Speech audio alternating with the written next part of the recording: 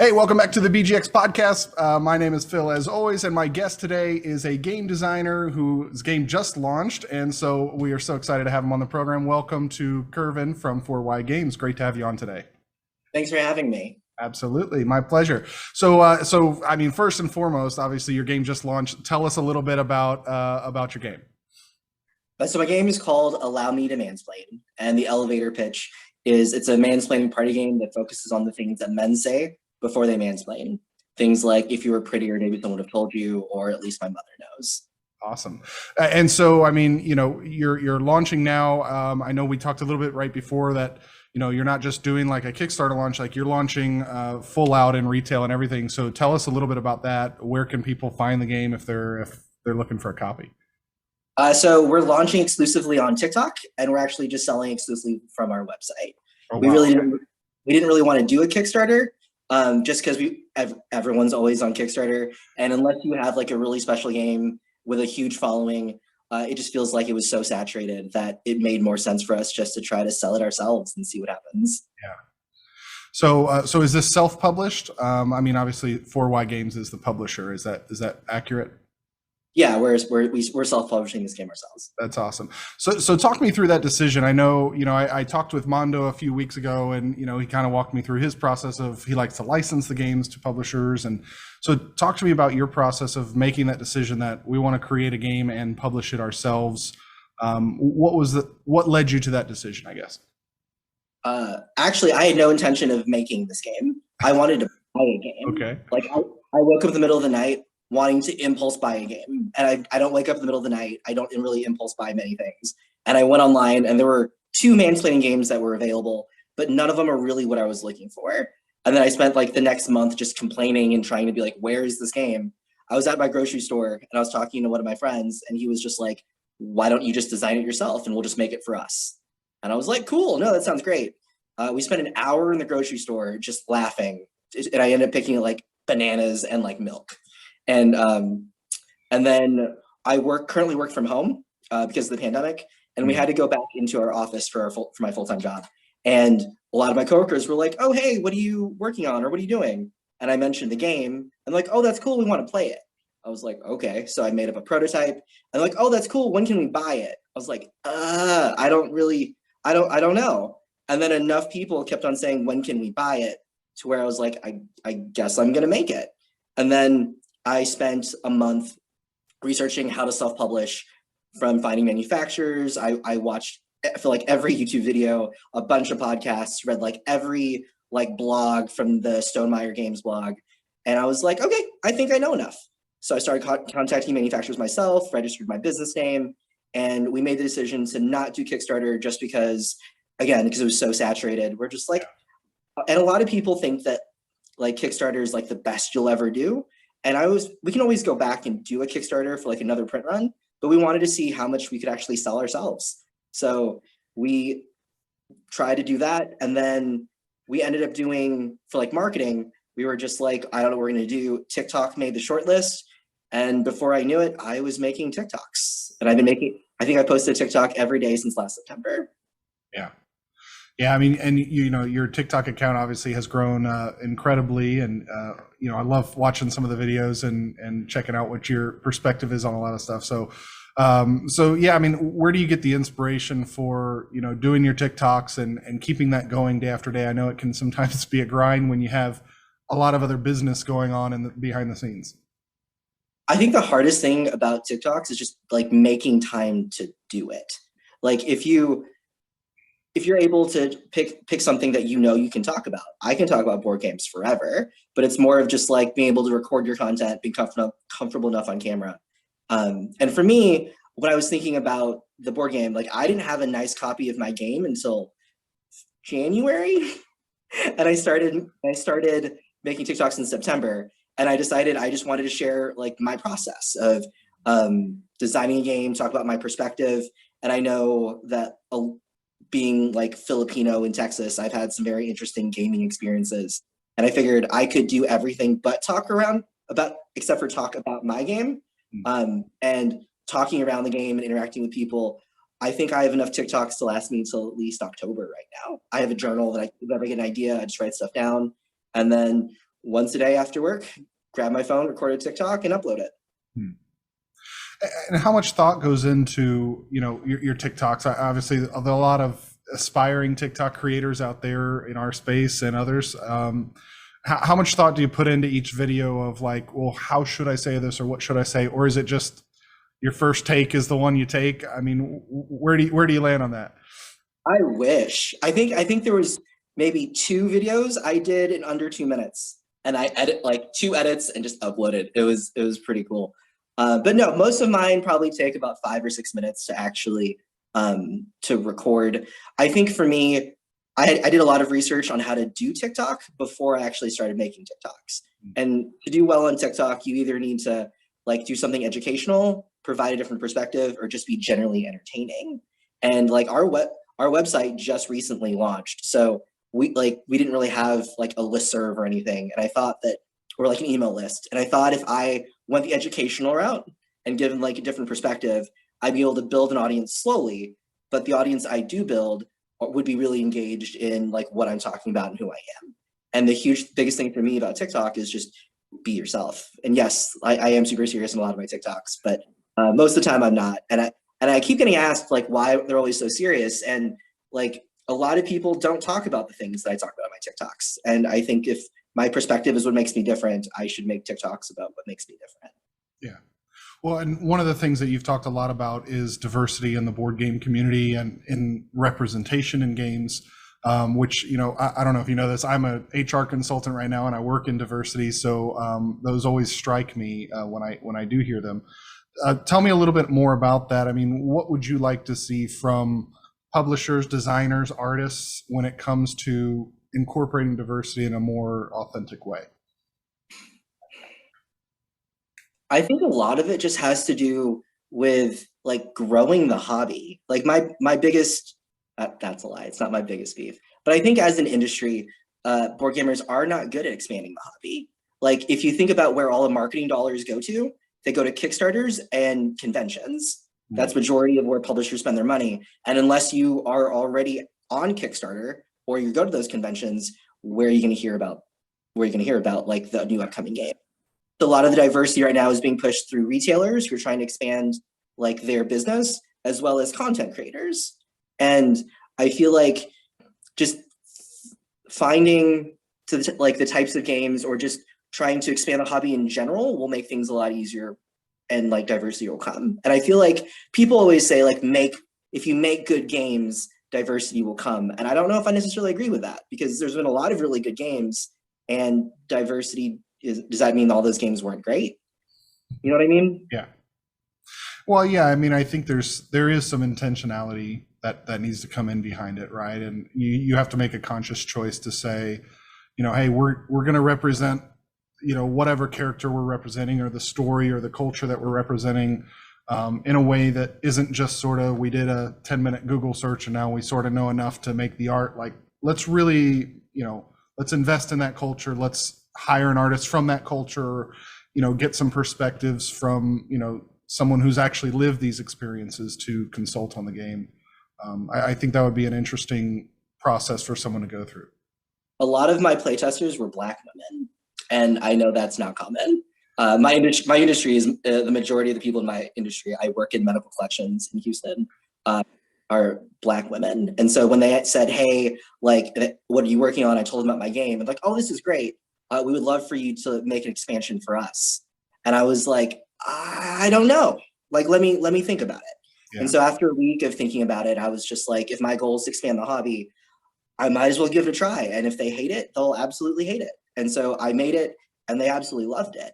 And they were like laughing and confused. And they're like, how do you know about like the Divine Nine? How do you know about like praise and worship dancing? And my response was, I listen when you talk. Like I care about you and I care about what I listen. And I think that's the biggest thing, is just listening. And so when we're launching with our base game, but we're launching with 4 expansions as well. Politics, cosplay, and then the urban expansion and the suburban expansion. Interesting. Well, I mean, great that the feedback was good right away. That would be certainly an awkward playtest session if it didn't land. For sure. Like if it would have been bad, I'd be like, you know what, it's fine, cool. I gave it I gave it a try. Yeah. I'm glad it went well. Yeah, I mean, so much, not to get on a tangent, but so much in diversity is, as long as you're trying with good intent, a lot of times that's really the first step, and a lot of people are like, oh, I don't know what I can and can't say. And it's PC. It's like, just have good intent and do your best. And then if you make a misstep, apologize. Like it's okay to make a misstep, but own it right away. And don't like, oh, well, they didn't understand what I meant. But, you gotta just proceed with good intent, I think is my advice anyway. My big thing was because we did a whole, like when they ended up liking it, we spent a while figuring out whether or not we were gonna like manufacture and publish it. And ultimately we decided if that was something we wanted to do, we'd have to talk about it a lot and be transparent and have these really tough conversations on like why it should be done. I did a video the other day and we called it the urban expansion of our game. And I had a couple people comment and DM me say, like, the fact you call it the urban expansion, like, kind of made me cringe. Like, why didn't you just call it the Black expansion? And so I made a TikTok addressing that, saying that I didn't necessarily name it. I asked all my playtesters, I was like, what should it be called? Half the people wanted to call it urban, the other half wanted to call it Black. And ultimately we decided on urban because if we called it the Black expansion, there'd be assumptions that were made. One, that like a Black board game designer designed it. That wasn't the case. B, only Black people could play it, and that's also not the case. And then also we wanted to leave it open in case there was a Black designer who wanted to design a Black expansion of our game. And I thought that would be like amazing to leave that open. Yeah. Well, and you never want to step on Cards Against Humanity's bigger, blacker box either. Like little close. I don't know. So you mentioned earlier about retailers and their role in expanding the hobby and that kind of thing. What do you think retailers could be doing better? To expand the hobby, to reach out to untapped groups. So I went to GAMA, which is like the largest trade organization of board game designers, publishers, and retailers. And a lot of the programming was directed at retailers on how to expand their business and like what they could do better. And to be honest, they're doing a lot, like even down to like the science behind how to like lay out your store and how to be more inviting and the different type of events. Like I ran into what is her name? I keep forgetting what the name of the store is. They're in California, and like a huge part of their customer base are Hispanic, to where they are like the only store in America to carry the player's handbook for D&D in Spanish. Like, how awesome is that? Like, you have a market for that. I think a lot of it just has to do with a lot of retailers are not getting what they need from indie publishers in order to sell their game well. There were a lot of panels I sat in and listened to where it's just like, we want your game. We would love to sell your game, but we would love to be given things we need in order to sell your game. Things like digital assets so they can put on their for their marketing and like for their social media. Just a general like sell sheet, like how to sell your game. If someone came in and said, "What's that game? What would you like us to tell them about your game in order to sell your game?" And I didn't know a lot of retailers don't get free demo copies for the games they sell, and so they have to like buy a copy in order to figure out how to sell it, which that's a weird concept altogether. Yeah, eat the cost of one of these games, and then maybe you can sell the rest of them, right? Yeah. Yeah, that's it's interesting, and I think obviously everybody has a role to play. This is a very symbiotic relationship between retailers and consumers and creators. So going back to your design process, when you're kind of trying to come up with an idea for a game, I know you had mentioned before you may have some other games that might be in the hopper for the future. What's your process for getting something like that started? I mean, do you look at a mechanic first of I want a game that does this, or do you look at more of the concept of it'd be cool to have a game about something? Most people, when they design a game, it's like, oh, I thought of a really cool mechanic or a set of mechanics, and then like build a game around that, and then those games will lend itself to a theme. And I'm the other way around. I always start with a theme and be like, what mechanics would work for that, and how would that work? And I feel like, especially with party games, you have a lot more flexibility to do a lot more things. because it's just cards, it's just words, and you don't have to have a billion miniatures or a billion components in order to like design a game. Like for our first game, we wanted to keep it simple. Our game is just cards and then a few resin tokens that we're making and manufacturing ourselves, and then the box, and that's it. As far as things that inspire me, I was at the airport and I had the idea of a board game because a lady was digging through her purse and shining her iPhone like flashlight into her purse. It hit like her compact, hit her in the eye and blinded her. And I thought of a really cool game, like a kid's game with like prisms and light and like mixing colors to like attack monsters. And my friend's like, you got that because a lady blinded herself. And I said, yes, yes, I did. You know, it's funny when you do what you love, you start to see that everywhere, right? You know, you kind of see the world through a different lens when you're following your passion. So that's awesome. That sounds like an interesting game that my kid would love. I've got a 4-year-old, and anything with a flashlight, like he's got a few books that you shine a light behind, and they, you know, something appears on the page. He thinks those are the best. Like, you know, he'll read those every night if he gets the chance. I would love, like, eventually, because I have a niece who's, I think she's turning 3 this year. I have a lot of like godsons and goddaughters. I think it'd be super cool to one day like play a game with them that I designed and like self-published. And we definitely, definitely on the list of like future games for us to do.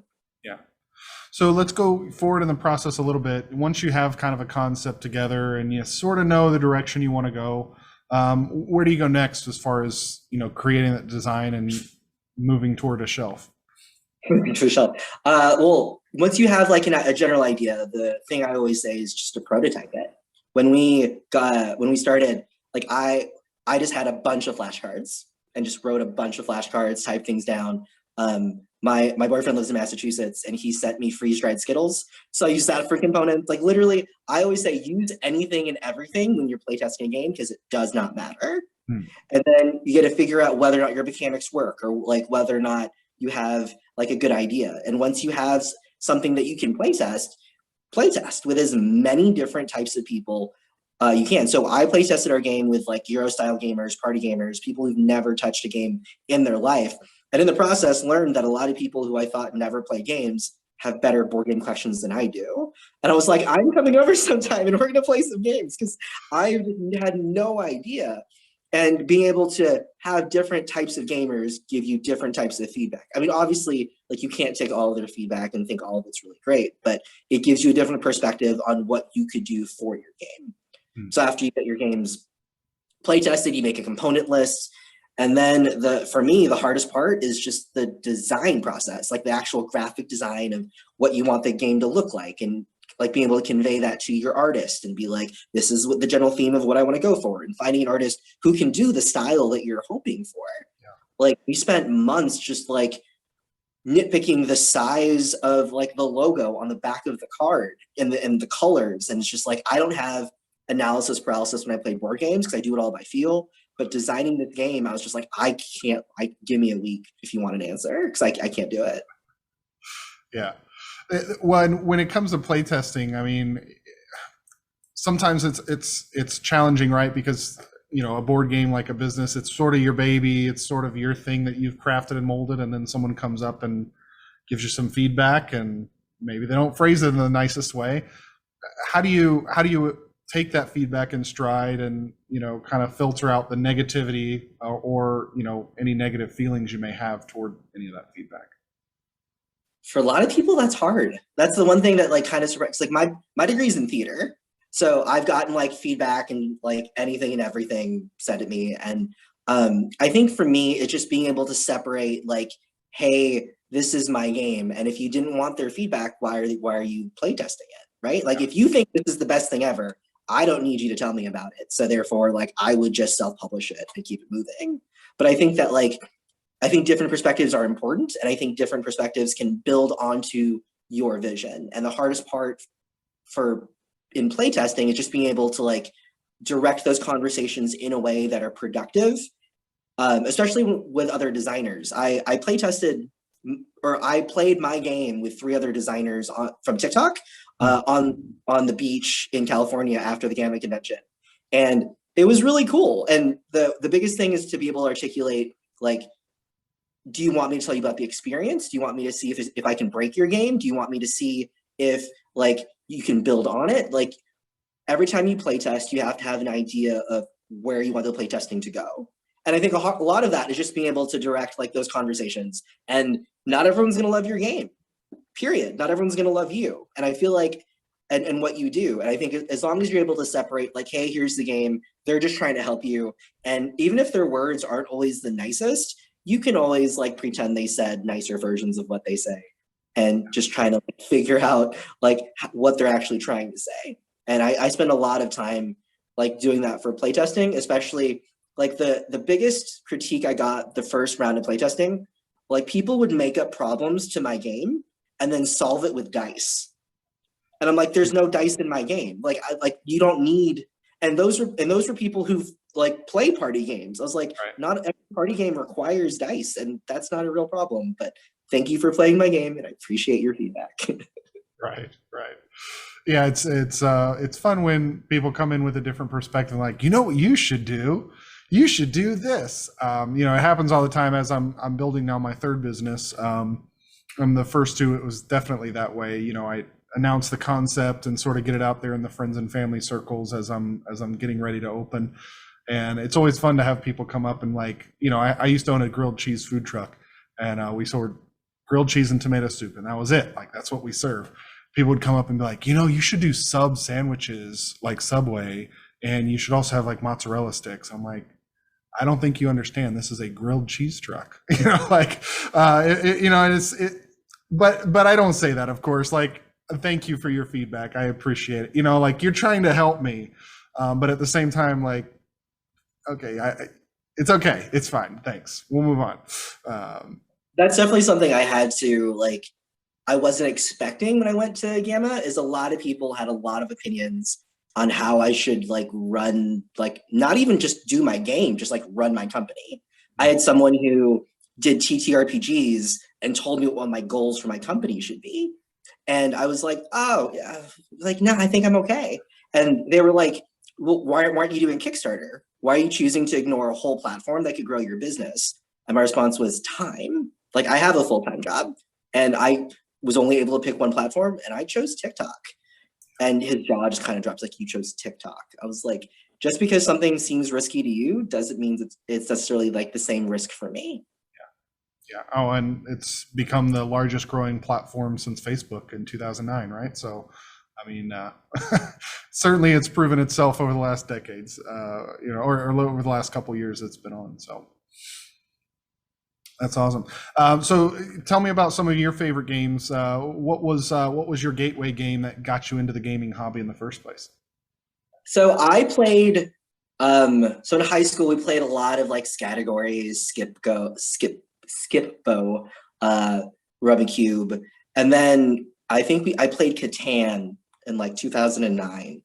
And then it kind of like built off, it kind of like went from there. One of my exes dragged me to a local convention called OwlCon, which is held at Rice University. And I was like, I'm not going to be stuck playing D&D all weekend. I'm going to go sign up for other things. And then ended up playing Mage Knight, which is like a super complicated, super heavy Euro-style game. And I fell in love. And the next thing you know, we did 8 conventions that year, including Gen Con. And I remember going into like board game stores and like being familiar with majority of the titles. I either read reviews or I knew generally about the game. And then my full-time job got really complicated. And so I left the hobby for about 4 or 5 years and missed the board game renaissance, and then came back and was like, what happened? Like board game conventions felt different. Board game stores looked and felt different. There were all these titles. I'm like, I have to play all these games now. And then as soon as I started to get in the flow of it, the pandemic hit. And so just trying to like be able to like maintain a community and or find people to play games with as an adult is very difficult. Yes. Yeah, for sure. Well, and you know, especially during the pandemic when, you know, what are you supposed to do? Like you can't go out anywhere. It's weird to have new people come to your house or you to go, you know, like it was all a little bit awkward there for a while, I think. I was a big fan of like Pokemon Go. And like looking back, explaining that to people before the pandemic was nuts. So like I live in Houston, right? So like I would play in my suburb all the time. So I knew people because of all the gyms, right? So I'm like, oh yeah, you're that person. I'm like, oh yeah, there's this place, jump on in. And I would just jump in their car and be like, you felt comfortable? It's like, yeah, I know they play. I know they live in this area. I see them everywhere in game. Therefore, I know them in real life. Like we did road trips all the time.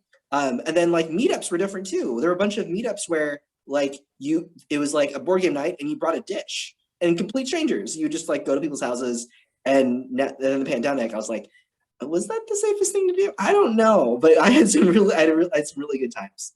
Really good time. So, Kervin, if people want to get their hands on one of your games and order a copy for themselves, where should they go? How can they find your TikTok or your website? It'll be on our website. It's 4ygames.com, FORWHY games.com. Or there's a link in my bio in my TikTok, which is also 4Y Games. Awesome. Well, make sure you check out Kervin's TikTok and order a copy of your game before they run out. And Kervin, I really appreciate you being on the show today. It was great to have you on and really appreciate your insights. Thanks for having me.